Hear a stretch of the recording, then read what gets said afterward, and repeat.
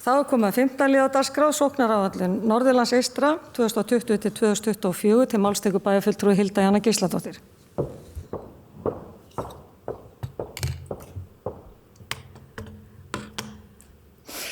Forseti, ágætu bæjarfulltrúar, ný sóknaráætlun Norðurlands eystra hefur litið dagsins ljós.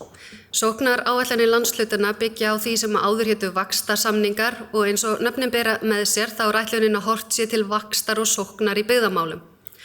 Sóknaráætlun okkar svæðis var unnin í nokkrum skrefum þar sem kjörnir fulltrúar og almenningur koma að mótun stefnunar. Í henni koma fram fjölmörg metnaðarfull markmið. Mikið var lagt upp úr því að tengja sóknaráætlun við heimsmarkmið Sameinuðu þjóðanna og að mælanleg markmið væru sett fram. Ekki síst í því skyni að meta árangur þessara verkefna sem er að mínu mati ákaflega mikilvægt. Í sóknaráætlun Norðurlands eystra eru 3 meginstoðir: atvinnumál og nýsköpun, menningarmál og umhverfismál. Farið var í gegnum svótgreiningu á svæðinu og lögð fram framtíðarsýn þeirra málaflokka sem ræðir. Sett eru fram 14 mælanleg markmið en auk þessara markmiða má lesa ítarlegar áherslur í hverjum og einum málaflokki. Markmið í kaflanum atvinnu og nýsköpun til næstu 4 ára eru að auka stöðugildi á vegum ríkisins 15%, að fjölga nýskráðum fyrirtækjum 10%, að auka hlutdeild skapandi greina og tækni í veltu atvinnulífs 20% og að auka opinbert fjármagn til rannsókna, þróunar og nýsköpunar til landshlutans 40%. Ég vil að sjálfsögðu taka fram að þetta eru ekki einu áherslur eða markmið en þetta eru þeir mælanlegu mælikvarðar sem sett eru fram.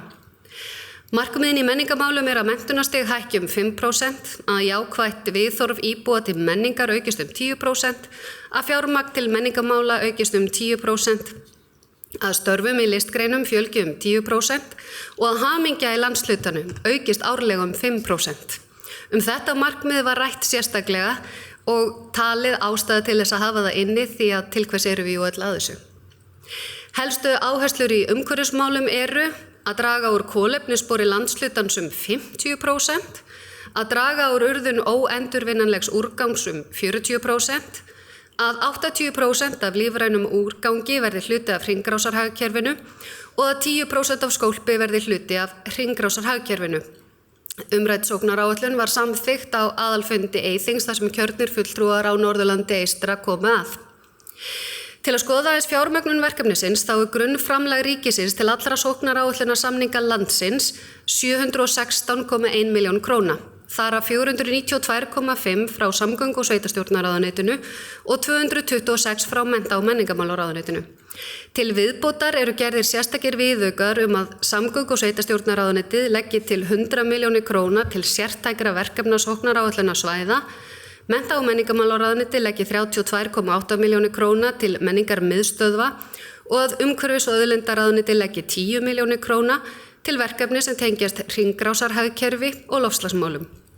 Loks koma framlög sveitarfélaga en áætlað er að þau nemi á árinu 2020 70 milljónum króna. Lækkun á því fjármagni sem fer til sóknaráætlunar á Norðurlandi eystra á árinu 2020 er 7 milljónir króna frá því sem var í fyrra og verður 125,9 milljónir á þessu ári. Ástæðan er reikniregla sem stýrihópur stjórnarráðsins nýtir við útreikninga og úthlutun fjármagns. Sóknaráætlun er eitt þeirra verkefna sem að stjórnvöld hafa í byggðamálum hér á landi, en í mínum huga þá er ekki hægt að ræða sóknaráætlun án þess að ræða byggðamál almennt. Aldamótin 2000 má sjá haft eftir Jóni Rúnari Sveinssyni félagsfræðingi í Morgunblaðinu að byggðaþróun á Íslandi beri þess nú æ sterkari vott að Ísland sé að verða borgríki. Með leyfi forseta segir í þeirri grein: á höfuðborgarsvæðinu og áhrifasvæði þess búa nú þegar 75% landsmanna. Með íbúafjölgun í líkingu við undanfarin 5-10 ár verður þetta hlutfall 85% árið 2020. Kæru bæjarfulltrúar, árið er 2020. Á áhrifasvæði höfuðborgarinnar milli Hvítána 2 búa 84% landsmanna. Hvert verður þetta hlutfall árið 2040? Með við sömu reiknireglu líklega 95-96%. Meðan við þetta eru landsbyggðarnar að tæmast. Þetta er allt að gerast þrátt fyrir byggðaáætlanir, vaxtarsamninga, sóknaráætlanir, Byggðastofnun, nýsköpunarmiðstöð, verkefni brothættra byggða og svo mætti lengi telja. Það mitt mat að þessi þróun sé til óheilla fyrir íslenska þjóð og þjóðhagslega óhagkvæmt og skemmst frá því að nefna uppbygginga í ferðamannaiðnaði sem byggir á landsbyggðunum. Það hefur litlu skipt hvaða stjórnmálaflokkur hefur ráðið för undanfarna áratugi. Aðgerðir til að snúa við byggðaþróun hafa verið of veikburða og þeim hafa fylgt of litlir fjármunir. Þessi staðreynd kom berlega í ljós eftir óveðurshrynur undanfarna mánuði. Grunninnviðir landsbyggðanna eru í molum. Áratuga gamlir innviðir ógna ekki aðeins búsetu og vaxtamöguleikum, heldur öryggi íbúa á landsbyggðunum. Úrelt byggðalínukerfi raforku, snjóflóðavarnargarðar sem ekki eru byggðir þrátt fyrir greiðslu í viðlagasjóði, helstu stofnanir á landsbyggðinni virðist vera fjársveltar, veikburða flutningsjöfnunarkerfi, dýrara flugvélaeldsneyti, lítið sem ekkert fjármagn í uppbyggingu flugvalla, allir starfsmenn allra ráðuneytanna á höfuðborgarsvæðinu, engin svæðisbundin áhersla á uppbyggingu, bankar og lífeyrissjóðir margfalt ólíklegri til að fjárfesta utan höfuðborgarsvæðisins, lítið fjármagn opinberra styrkja utan áhrifasvæðis höfuðborgarinnar og svo mætti lengi telja áfram. Þá virðist hæfni til fjarvinnu og skornum skammti og rík tilhneiging til þess að hafa allt hjá sér. Á Akureyri búa aðeins 5% landsmanna. Þó svo okkur sé tamt það að tala að það sé alltaf gott veður á Akureyri í öllu samhengi, þá vitum við að mæta vel og svo ekki. Ég vil sérstaklega nefna eina okkar meginstoð og bestu byggða aðgerð allra tíma á þessu svæði, Háskólann á Akureyri. Það er sorglegt að sjá og heyra að skólinn verji öllum sínum kröftum í varnarbaráttu til að reyna eftir fremsta megni að verja það sem fyrir þegar á sama tíma væri mun eðlilegra að hann væri í miklum sóknarhuga á öllum sviðum, rannsóknum, nýsköpun, norðurslóðamálum, nýjum námsbrautum og samstarfi við atvinnulífið. Framhaldsskólarnir í Þingeyjarsýslum og Eyjafirði eru að fást við fækkun nemenda vegna styttinga á námstíma til stúdentsprófs og þar af leiðandi fækkar ríkisstörfum og ríkisfjármagn inn á svæðið. Ég veit að mæta vel að ég að mála helst til dökka mynd hérna í dag, þráttur að vera ansi bjartsýna eðlisfari. Ég vil iðulega vera frekar hluti af lausninni en hluti af vandanum. En ég tel við verðum einfaldlega að ræða þessa staðreyndir og ræða þessa óhugnanlegu þróun. Ég tel að við í bæjarstjórn Akureyrar berum mikla pólitíska ábyrgð í umræðum byggðamál. Við erum stærsti byggðakjarninn utan áhrifasvæðis höfuðborgarinnar. Áhrifasvæði þess okkar síðan það stærsta á landinu. Það eru fleiri en íbúar Akureyrarbæjar sem stóla á okkur í umræðunni. Og byggðirnar á Norðurlandi eystra eru líka mikilvægar okkur. Án þeirra veikist Akureyri líka. Ég trúi því ekki að það sé vilji þjóðarinnar né þjóðinni fyrir bestu að landsbyggðarnar tæmist. Ég tel að við þurfum að gera mun betur til þess að snúa þessari óheilla þróun við. Bæði þurfum við sem bæjarstjórn að vera stórhuga, en það er ekki nægjanlegt. Ef að breyting á raunverulega eiga sér stað, þá þarf að skapa þjóðarsátt. Það þarf víðtæka hugarfarsbreytingu því lausnirnar eru til. Við þurfum ekki annað en að horfa til landa sem hafa náð ágætis árangri í byggðaþróun og við þurfum einfaldlega að innleiða þær aðgerðir og aðlaga þær að okkar umhverfi. Við þurfum ekki að finna upp hjólið, hið sér íslenska hjól. Noregur dæmi lönd sem hafa náð árangri í byggðaþróun.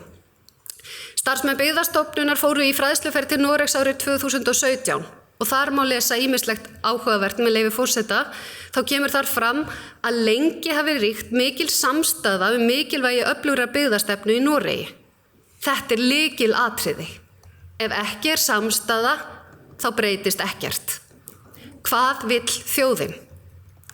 Margvíslegum aðgerðum hefur verið beitt þar í landi og ekki hika við að beita kostnaðarsömum stuðningsaðgerðum með sérstaka áherslu á nyrstu svæði Noregs.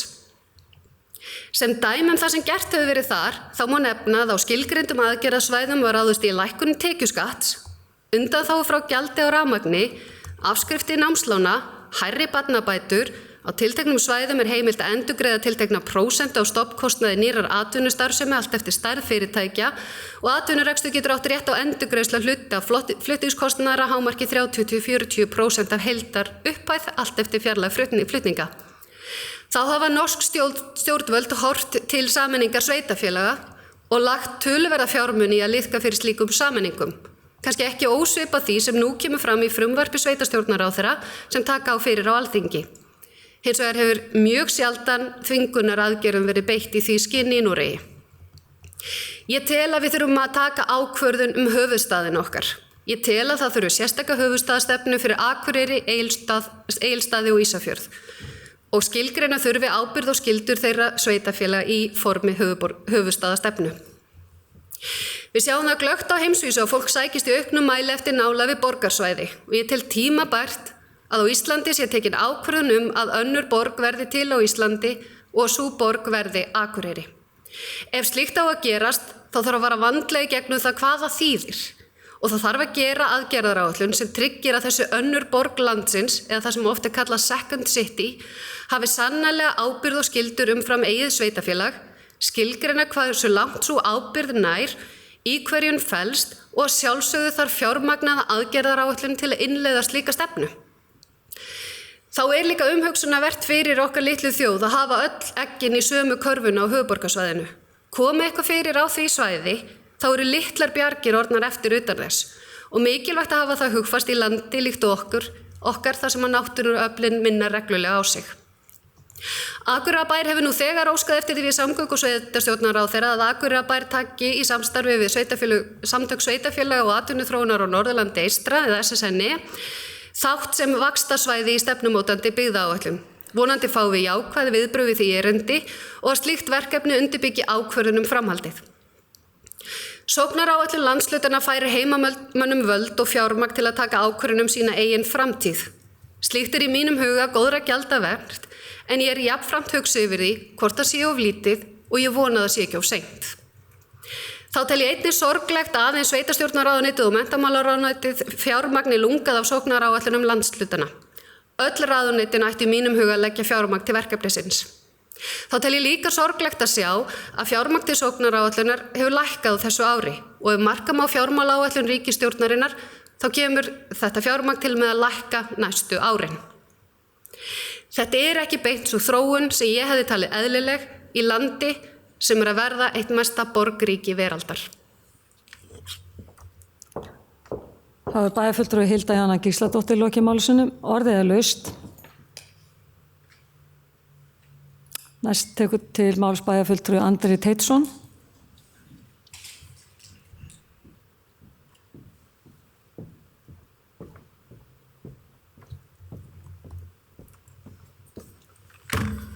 Forseti, ágætu bæjarfulltrúar.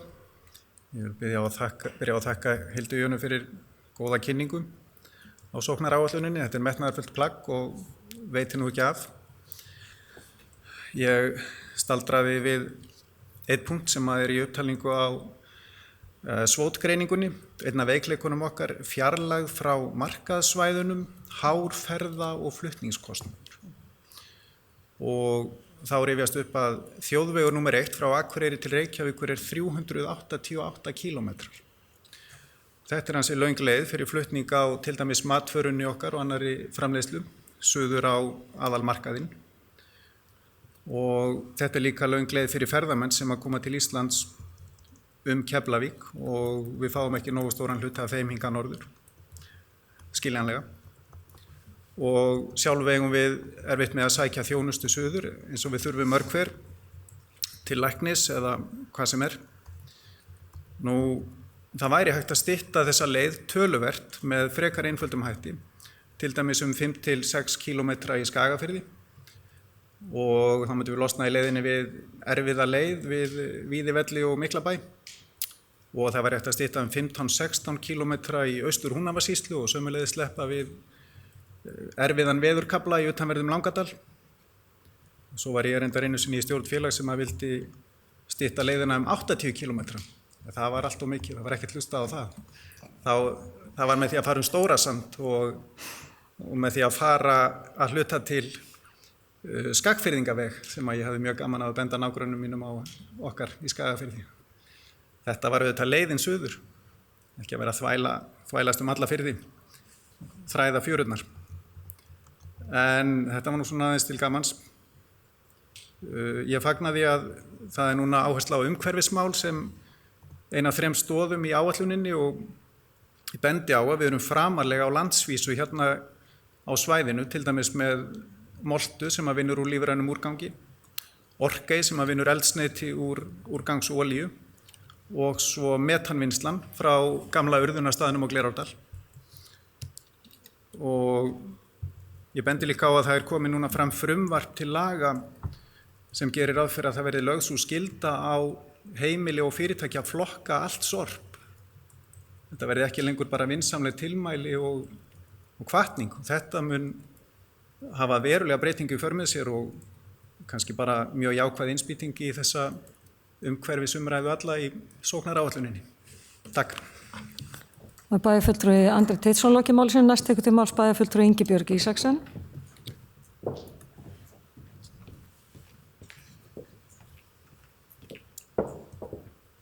Forseti, ágætu bæjarfulltrúar. Mér langar einnig til þess að þakka bæjarfulltrúa Hildi Jönu fyrir afar góða yfirferð á sóknaráætluninni sem að hún kom vel inn á þetta allt saman og fór einnig líka í byggðastefnuna og þegar ég var að lesa yfir þetta þá rak ég mig aðeins á heilbrigðisþjónustuna, hvað kæmi fram í tengslu við hana varðandi svæðið hér og fór svona að tengja það aðeins við byggðastefnuna. En eina mikilvægum leiðum til þess að viðhalda byggðum er að efla heilbrigðisþjónustu á svæðinu. Og í þingsályktunum stefnumótandi byggðaáætlun 2018-2024 þá kemur fram að íbúar landsins óháð búsetu hafi jafnt aðgengi að opinberri grunnþjónustu. Og það þurfi að skilgreina rétt fólks til opinberra grunnþjónustu eins og til dæmis heilbrigðisþjónustunnar. En eina ástæðum þess að fólk flytur úr dreifbýli er svo að fólk menntar sig hreinlega í burtu. Oft er því þannig farið að þegar ungt fólk utan að landi lýkur framhaldsmenntun fær það ekki vinnu við sitt hæfi sinni heimabyggð og flytur því til höfuðborgarsvæðisins. Heilbrigðisstofnanir á landsbyggðinni eru mikilvægar sem atvinnuveitendur í mörgum sveitarfélögum. Og oft er þetta einu vinnustaðarnir fyrir fólk með heilbrigðistengda menntun.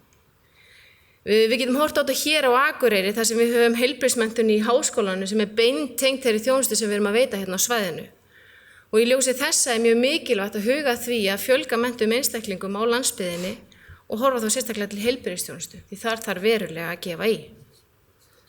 En landsbyggðin hefur þurft að búa við þá umræðu að sjúkrahúsin séu ekki rekstrarlega, að þau séu runni rekstrarlega óhagkvæm. Og best væri að sem mesta þjónustinu væri veitt á stór höfuðborgarsvæðinu. Vissulega er það rétt ef bara er horft til beinharðs kostnað við rekstur þjónustunarinnar, en ef horft er til alls landsins, má þá kannski segja að Ísland sé í heild sinni óhagkvæm rekstrareining. Hvar liggja mörkin gagnvart óhagkvæmninni? Það hefur háð starfsemi heilbrigðisstofnun út á landi og hún er brothætt og við starfsemi hefur jafnvel fallið bara með einum einstakling. En þetta á þó ekki einungis við landsbyggðina því að þeir sem hafa fylgst með fréttum undanfarið hafa séð það að þetta á líka við stór höfuðborgarsvæði. Landspítalinn stefnir hratt í það að vera komin í sömu stöðu og heilbrigðisstofnanir landsbyggðarinnar ef hreinlega hann er ekki nú þegar komin þangað. En það eru fá lönd sem við getum borið okkur saman við, en mér langar kannski að nefna Noreg líkt og bæjarfulltrúi Hilda Jana kom inn á áðan, þar sem er byggðastefna í gangi og margt gott gert. En rannsóknir í Noregi hafa sýnt að fólk vill fá sem mesta heilbrigðisþjónustu í sinni nærbyggð. Og þegar kemur að gæðum minni aðgerða er ekki munur á því hvort aðgerðin er framkvæmd á stóru sjúkrahúsi, litlu eða jafnvel einkarekinni stofnun. Aðrar norskar rannsóknir sýna að þegar sjúklingar voru spurðir það hvað væri mikilvægt hvað heilbrigðisþjónustu varðaði, var númer 1 að heilbrigðisstarfsfólkið hefði góða menntun. Og kemur þá kannski að punktinu mínu varðandi háskólan hér á Akureyri og kannski frekari menntun lækna. En við þurfum að horfa til fólksins hér á svæðinu. Ef að einstaklingar þurfa ofta að leggjast inn og ef þið þurfa að ferðast langa veg og sérstaklega í þeim bráðatilfellum þar sem tími er mikilvægasti þátturinn. Bent Høie, heilbrigðisráðherra Noregs, telur að minni sjúkrahús eigi að vera best í því að eiga við það sem hrjáir marga og þeir sem þurfa ofta á sjúkrahúsvist að halda eigi að fá tilboð það í sinni heimabyggð. En hvernig getum við styrkt sjúkrahússtofnanir á landsbyggðinni? Ég held að sé afar mikilvægt að við horfum á Ísland sem eitt heilbrigðissvæði. Ekki byggja upp eitt þjóðarsjúkrahús þar sem heilbrigðisstarfsfólk hefur engan valkost annan en að vinna þar. Skilgreina þar út frá læknisfræðilegu sjónarmiði hvaða lágmarksþjónusta á að vera á hverjum stað og hvernig henni verður sinnt. Síðan má ákveða hvaða aðrir möguleika finnast til eflingar og starfsemi viðkomandi staðar og hvaða viðbóta þjónustu mætti sinna á hverjum stað. Við þurfum að styrkja til munar samvinnu Landspítalans og aðra heilbrigðisstofnana, tryggja samfellu í þjónustu með því að sameina starfskraftan okkar. En tækifæri getur falist einnig í því að setja kvóta og samninga nýrra sérfræðilækna störf út á landi.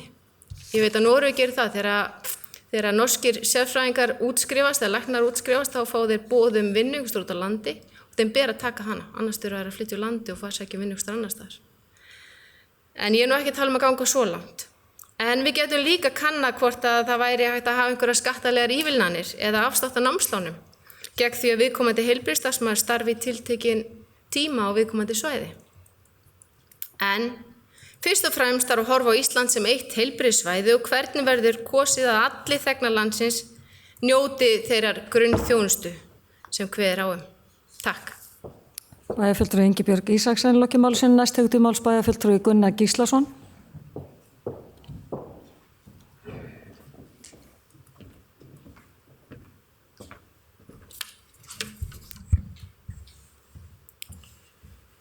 Forseti ágætu bæjarfulltrúar, ég vil byrja eins og aðrir að því að þakka bæjarfulltrúa Hildi Jönu fyrir það að vekja máls á þessu og sóknaráætluninni sem slíkri sem að mörgu leyti mjög gott plagg og var virkilega vel staðið að vinnslu þessar áætlunar og auðvitað ber maður þá von í brjósti að okkur takist að ná þeim markmiðum sem þar eru sett.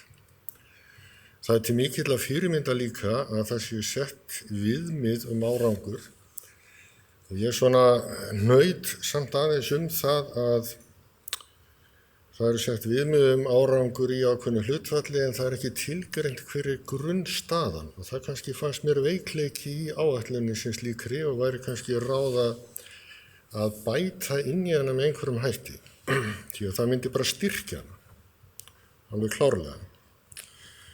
En í raun og veru snýst náttúrulega málið stöðu landsbyggðarinnar versus höfuðborgarsvæði eins og bæjarfulltrúi Hilda Jana kom inn á.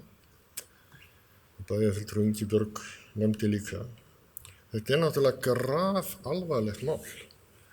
Það er ekki bara það að það sé í kringum 15% af íbúum landsins utan þessa þjónustusvæðis sem í kringum höfuðborgina, heldur helmingurinn af þeim fjölda í raun hérna á Eyjafjarðarsvæðinu einu. Og þá velti maður því fyrir sér, skyldi það nú ekki vera kappsmál að minnstakosti að styrkja þá staði sem að standa betur til þess að reyna að snúa þróunni við allavega hluta. Ég myndi telja það mjög eðlilegt. Ég sé bara því miður engin merki um þetta. Það er alveg sama hvar við berum niður í umræðum mál sem snúa uppbyggingu á grunnþjónustu, eflingu atvinnulífs eða þjónustu á landsbyggðinni. Það skal alltaf taka áratugi að koma mönnum í skilningu það að þetta skipti máli. Og það einhvern veginn þannig að það ekki fyrir að áföllin dynja á okkur og menn eru hálfdrygnir af höfuðborgarsvæðinu út á land að menn átta sig allt í einu á því að það þurfa að gera eitthvað. Svo gerist hitt, allt í lagi. Hér koma ráðamenn og kynna sér stöðu raforkuflutningsmála til dæmis í Eyjafirði og velta fyrir sér og víða reyndar og veltaði fyrir sér hvað nú hægt að gera. Jú, það settur á fót starfshópur. Þá skildi maður ætla að það væri einhverjir settir í þennan og valdir í hennar starfshóp sem hefðu reynslu og þekkingu og upplifun af svæðinu og hvað þyrfti að gera. Og það ekki gert? Nei, aldeilis ekki. Þessir aðilar skulu vera úr ráðuneytunum, eingöngu Því að þar hafa menn jú vitneskjuna, þekkinguna, reynslun og allt sem til þarf. Þetta náttúrulega bara bull. Og ég ætla ekki að hafa fleiri orð það. Þetta bull. Og það eitthvað sem þarf bara hreinlega að fara að gerast ef á ekki að fara illa. Og mér verður alltaf frekar heitt í hamsi þegar ég fer að tala þessi mál, vegna þess að ég nú búin að vera núna í þessari bæjarpólitík sennilega í 6 ár, núna í vor. Ég get varla sagt að það hafi nokkuð mál hreyfst hérna hvað varðar samskipti ríkis og sveitarfélagsins. Við erum í sömu stöðu með hjúkrunarheimilið, Hlíð.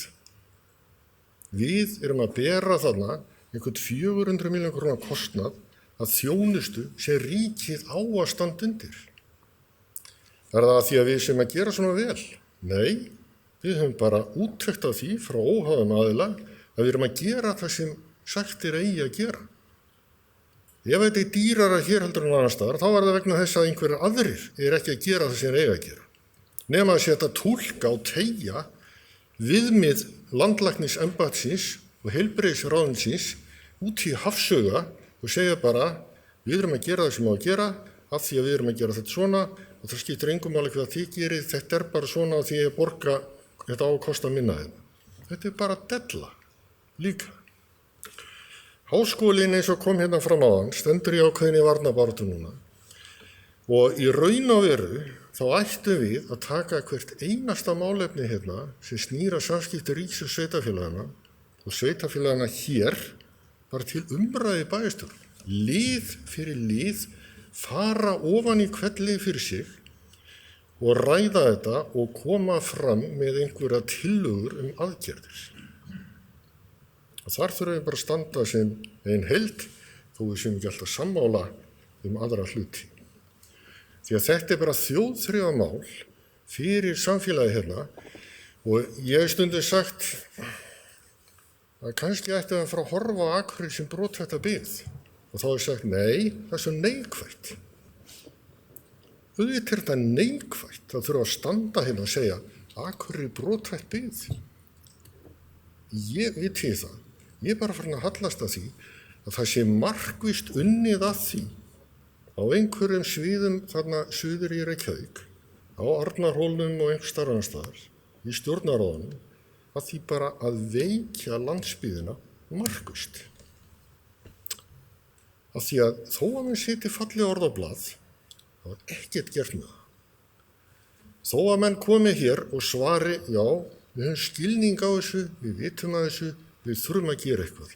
Það gerir samt ekki neitt. Það bara gerist ekkert. Ég farin að skilja Don Quixote alveg ógeðslega vel. Þetta tómar vindmyllur. Alveg verið talað. Ég veit ekki hvernig þið upplifið þetta. Svona upplifið ég þetta. Bara því miður.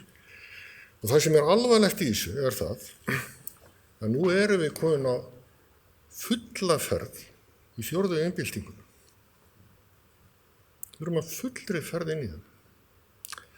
Hér rísa tæknivædd frystihús, fiskvinnsluhús, tæknivæddi togarar og fiskveiðiskip.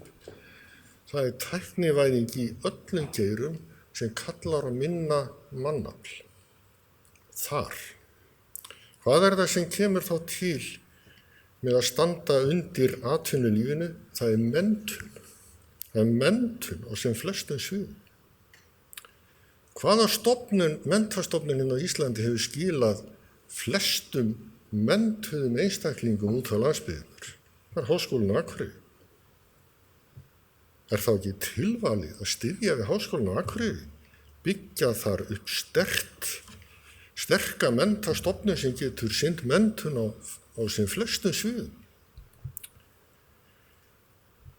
Ég ekki að sjá að það sé meiningin í þessari grænbók sem liggur nú fyrir fjárveitingar til háskóla. Þannig að það kemur enn eitt atriðið. Hér var birt grænbók flugið. Var minnst á Akureyri þar? Nei, ekki til í dæminu. Við vorum fullvissuð þá að fundi með virtum ráðuneytisstjórum og starfsmönnum þeirra að þessi yrði nú breytt í hvítbókinni. Það ekki að sjá að svo hafi verið. Það ekki einu sinni hægt að koma hérna upp lítilli flugstöð til að takast á við örlítið millilandaflug.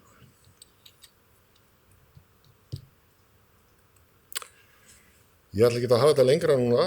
Ég bara tel að við getum ekki látið hér við sitja. Nú þurfum við bara að bretta upp ermar og það ekki bara Akureyringar. Við þurfum að fá sveitafélögin hérna með okkur á svæðin. Nema ég ætla að nefna eitt. Nú er komið frumvarp með þjóðgarð. Hvað liggur í því frumvarpi?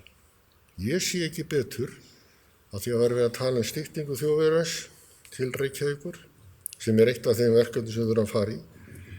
En ekki verið útilokað Kjalveg, uppbyggingu hans, ef að þetta frumvarp fyrir gegn? Það ekki eina leiðunum til þess að auka ferðaþjónustu og fjölda ferðamanna á Norðurlandi að byggja Kjalveginn upp og ná hluta straumnu sem fyrir á Gullfoss, hérna norður? Þannig það virðist að nákvæmlega sama hvar maður ber niður, það snýr í raun og veru alltaf því að ýta undir 101 Reykjavík. Takk. Bæjarfulltrúi Gunnar Gíslason lokið máli sínu. Næst tekur til máls bæjarfulltrúi Sóli Björk Stefánsdóttir.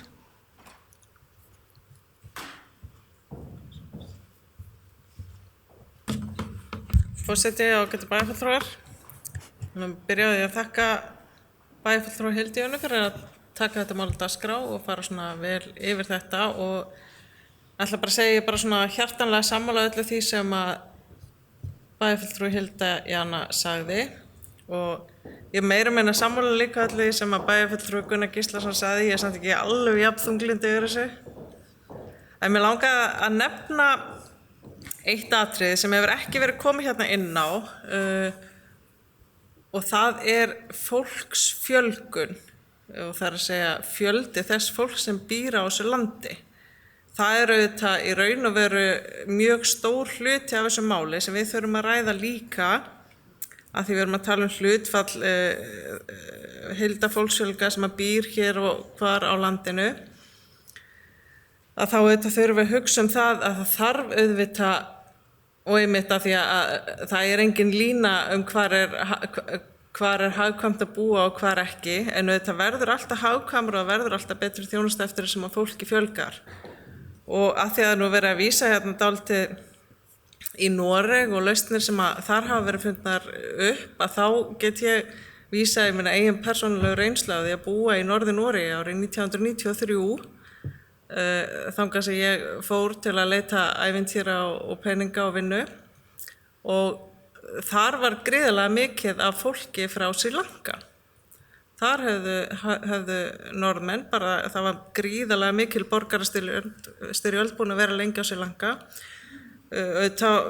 Bara eins og við þekkjum á fleiri svæðum í heiminum og hafa verið meira minni í gangi á ýmsum stöðum síðan og en þá var það á Sri Lanka og þar í þessu litla bæ sem að ég bjó sem að heitir Botsfjörð eða Bátsfjörður og maður fór alveg inn í hjartað á bara gamaldags Noregi lengst upp í norðri. En þar var búið að koma sér fyrir tugir eða hundruðir fólks frá Sri Lanka og þetta er eitthvað sem að við þurfum bara að hugsa og við þurfum að hugsa það hvar við ætlum að fá fólk og ég er dálítið að endurtaka mig í þessari pontu því ég veit ég er alltaf að tala um þetta en kannski í svona því samhengi og alveg án þess að gera lítið úr því að það er margt annað sem við þurfum að gera og við þurfum að vinna á vegum landshlutasamtakana sem eru auðvitað mikið fagnaðarefni að hafa gengið ákveðna endurnýjun núna og er gríðarlega mikið samstaða myndi ég segja á þessu svæði. Við þurfum auðvitað að beita okkar góða bæjarstjóra og okkar góða meirihluta í þessari umræðu. Við þurfum auðvitað öll sem að sérstaklega við sem að störfum inn í formlegu flokkun sem eiga sæti á Alþingi að beittöku þar inn í okkar flokkum og endalaust að vera að tala þetta. Ég kölluð landsbyggðardólgurinn í VG og skammast mér bara ekkert fyrir það, finnst það bara fínt. En við þurfum auðvitað og taka þessa umræðu annars vegar ekki bara að vera ótrúlega pirruð og þunglindi yfir því að ekkert gerist sem samt alveg ærinn ástæða til annars lagið að vera pirraður og þunglindur yfir, en líka til þess að velta upp tækifæri og möguleikum, líka auðvitað við bara spyrja, ég meina það hljómar stundum eins og við séum alltaf vælandi. En auðvitað þarf einhvers staðar í henni miðlægu stjórnsýslu og maður veit alveg að þar alveg örugglega vilji til að landi sé allt í byggð, en það þarf líka einhvern veginn að fylgja því eftir. Við mögum ekki láta snúa okkur alltaf í einhvern fórnarlambsstól í þessari umræðu. Og mér finnst það ótrúlega mikilvægt hvar sem við tökum hana. Og svo einmitt þetta, hvernig ætlum við að fjölga Íslendingum og lausnin ekki kynlíf, því miður, það alveg orðið ljóst. Það ekki leiðin, við erum ekki að nýta þetta nú velgerinnilega.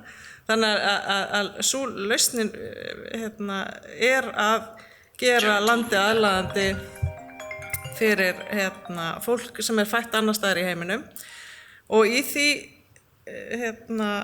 þá vil ég spyrja, vegna þess að ég veit að velferðarráðuneytið hefur sent Akureyrarbæ erindi og ég held að sé svona ár síðan þjónustu við hælisleitendur, það að segja fólk sem ekki komið með stöðu, sem sagt hefur stöðu hælisleitenda inn í kerfinu. Ég veit ekki betur en að erindinu hafi bara ekki verið svarað, en ég myndi gjarnan vilja fá smá upplýsingar það, hvað varð það erindi og hvaða afstöðu ef einhverja við höfum í því. Takk fyrir. Bæjarfulltrúi Sóley Björk Stefánsdóttir lokið máli sinni, ég ætla að biðja varaforstjóra að taka við stjórnin og gefa mér orðið. Bæjarfulltrúi Halla Björk Reynisdóttir tekur til máls.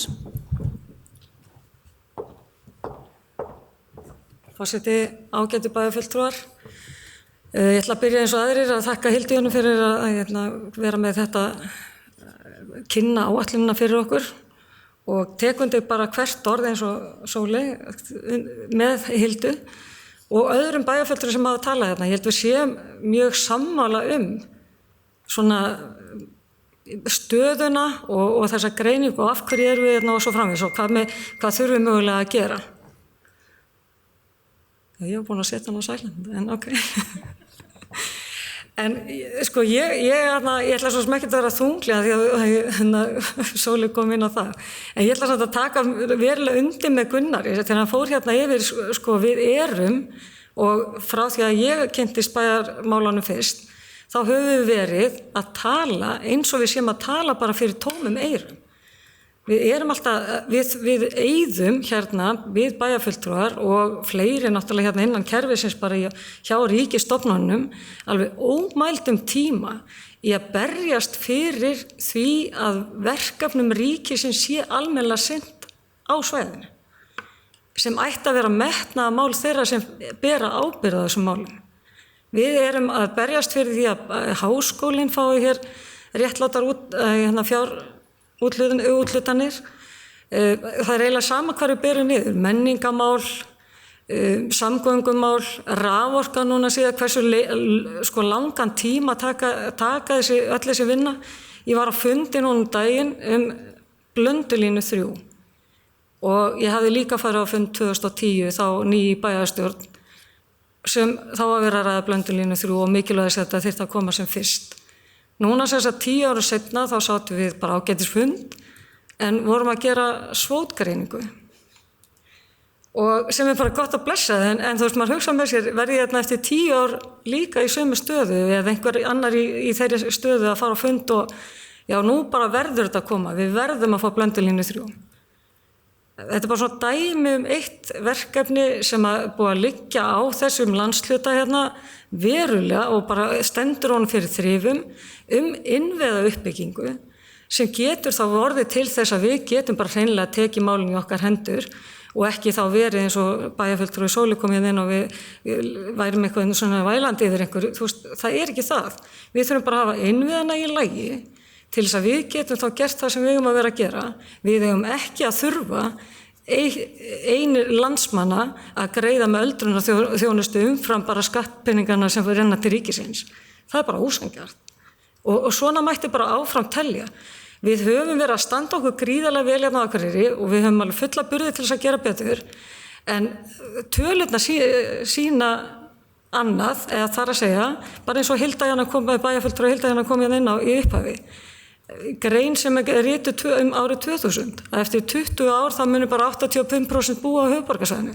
Það reynir síðan rétt 20 ári síðar. Og þetta var miðað við að gera ekki neitt. Gerði fólk þá ekki neitt? Er það bara þannig að við höllum okkur bara öll aftur og skulum bara sjá hvort að við redda sér ekki þarna sem búa þarna út á landsbyggðinni eða landsbyggðunum, ef ekki, þá bara förum við öll á Suðvesturhornið. En ég held líka bara fólk héðan, það fer ekki endilega á Suðvesturhornið og það umhugsunarefni fyrir þá sem stýra landinu, þeir fara bara ellendis. Unga fólki okkar fer ekkert suður endilega, það fer bara eitthvað annað. Og í hvaða málum erum við þá?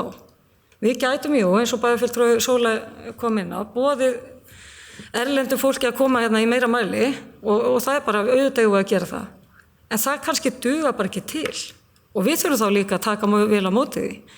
Þannig að það er bara svo margt í þessu sem er svo ergjandi, ef gerir mann svo argan að manni falla stundum hendur. Þó held ég að það sé mörg jákvæð teikn á lofti og það má meðal annars sjá í þessari sóknaráætlun. Öll þessi sveitafélög við erum öll búin að gera okkur grein fyrir hvað þarf að gera og við ætlum að standa saman í því.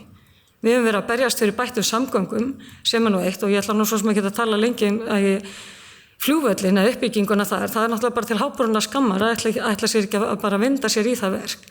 En við erum líka að sjá fram á núna, að í þessu vonda veðri sem hefur verið síðustu daga og síðustu vikur, að þá lokar bara þjóðvegur 1 til beggja átta trekkon í hvað.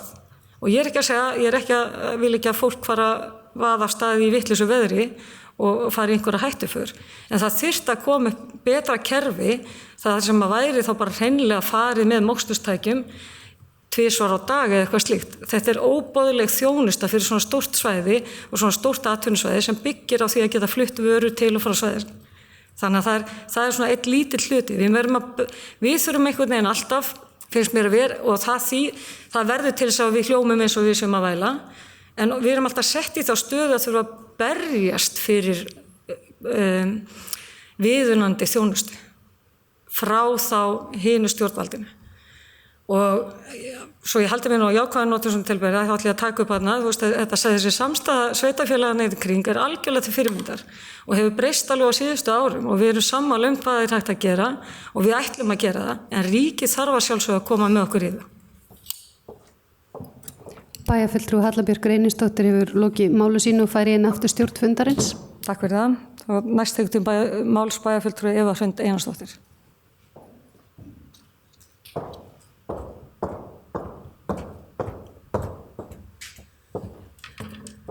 Forseti, ágætu bæjarfulltrúar.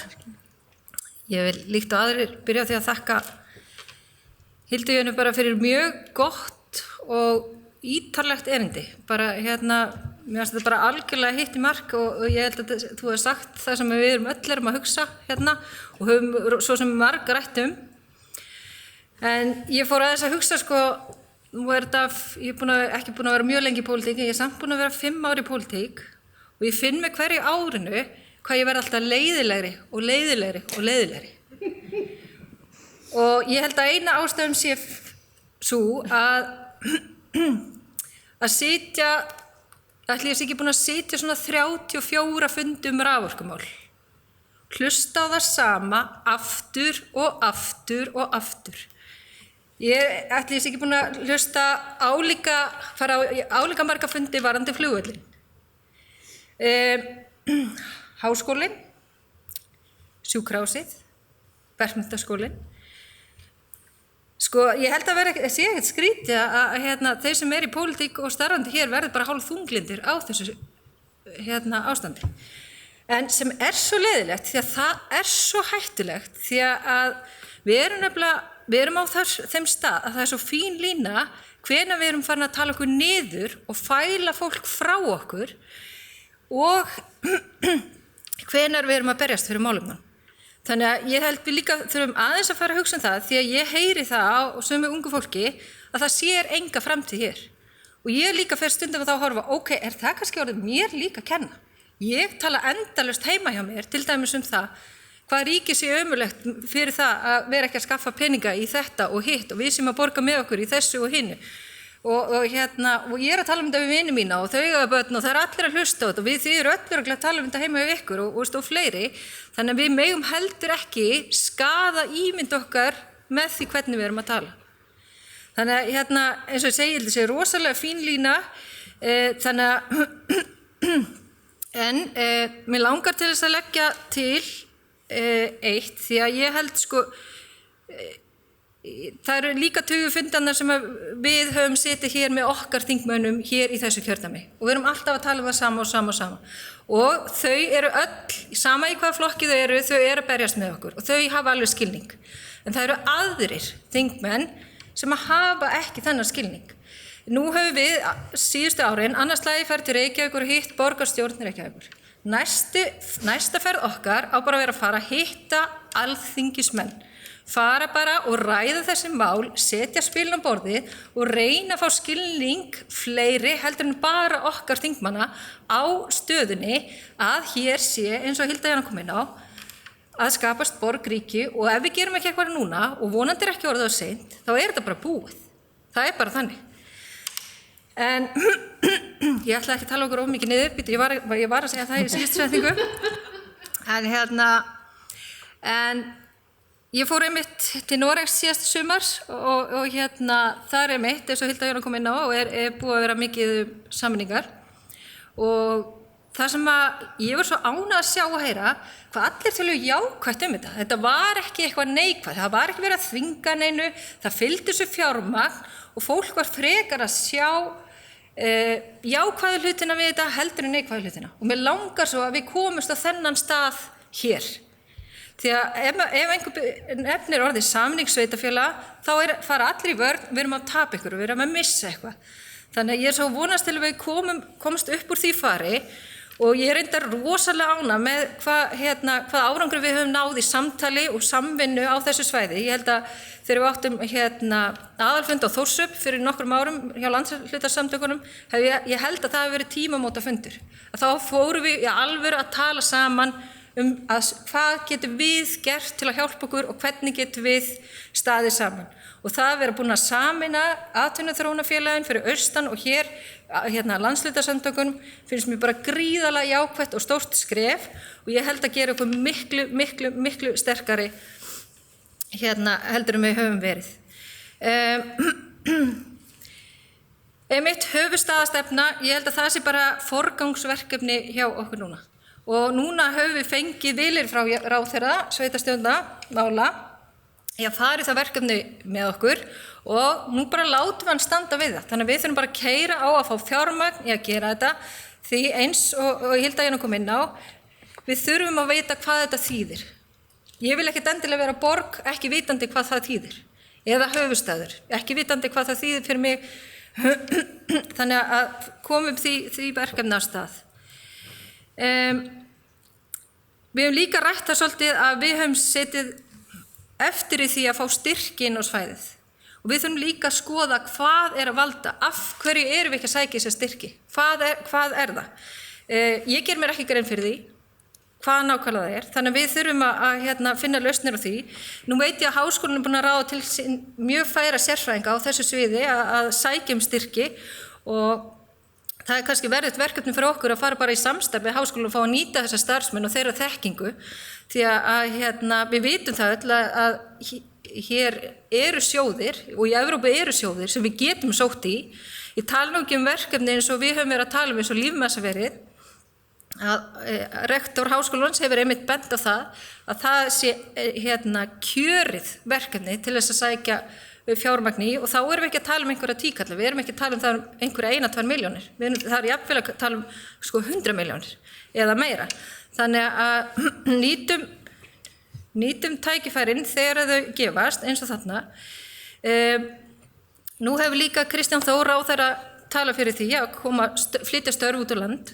Þannig að nú það okkar að pressa á að það sé stað við það og þannig að ég bara vona að það verði fyrirmynd fyrir aðra ráðherra og nú búið að ráða framkvæmdastjóra fyrir landshlutasamtökin sem hefur reynslu af því að flytja stofnun út á land. Þannig að það verður nú líklega ekki hægt fyrir einhver að segja við þann aðila að það sé ekki hægt að flytja stofnun út á land. Þannig að ég held að vona að það verði líka bara tækifæri fyrir okkur. En ég ætla að reyna að vera jákvæðri og ég ætla að reyna að vera skemmtilegur pólitíkus en ekki þessi leiðilegi og markmið mitt þá næstu allavega árin af þessu kjörtímabili að vera í skemmtilegheitunum líka. Þannig að ég ætla að vera bjartsýn því ég var á fundi í dag. Ég er formaður úthlutunarnefndar uppbyggingasjóðsins sem er undir sóknaráætlun og það voru 158 umsóknir á þessu ári og mjög frambærileg og spennandi verkefni sem sýnir mér okkur það að hér er mjög góður og flottur mannauður á svæðinu, mikil gróska, þannig að ég ætla bara að vera bjartsýn þó að við þurfum að áfram að setja upp hnefana gagnvart ríkisvaldinu en þá bara legg ég það í hendur forseta bæjarstjóra að við förum suður og hittum þau og förum yfir málin og komum fleirum í skilningum mikilvægi þess að hér myndist höfuðstaður. Það er bæjarfulltrúi Eva Hrund Einarsdóttir lokið máli sinni, næst tekur til máls bæjarfulltrúi Heimir Haraldsson.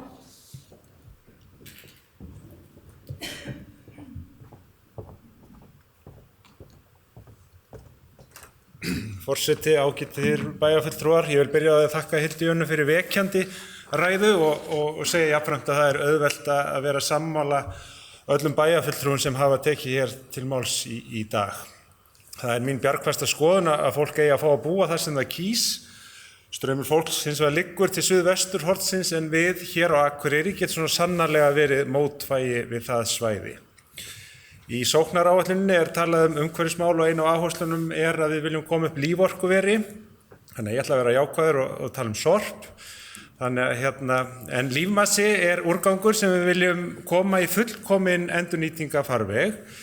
Ef sá farvegur er ekki til staðar eru allar líkur á því að slíkur úrgangur endi í urðun með tilheyrandi neikvæðum umhverfisáhrifum og mikilli losun á gróðurhúsalofttegundum eins og metani.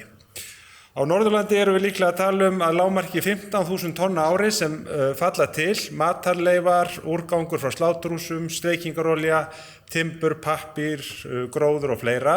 Og ef við tökum mikið þar inn í þá erum við komin langt fram yfir 100.000 tonn. Það er mjög lítið endurvinnsluferla á Íslandi og því er mikið af endurvinnanlegum úrgangi sem fellur til og fluttur jafnvel úr landi.